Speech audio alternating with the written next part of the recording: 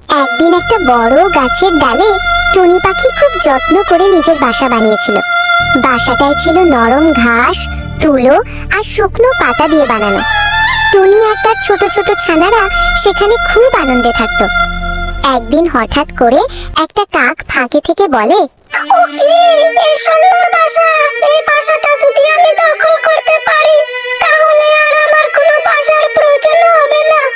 যে করে হোক আমাকে এই বাসাটা দখল করতেই হবে। বাচ্চারা, শুনছো কি?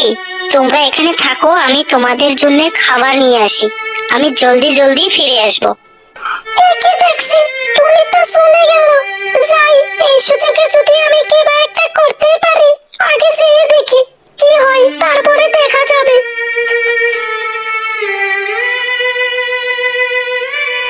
শুনছো বাচ্চারা, এই বাসায় এখন থেকে আমার।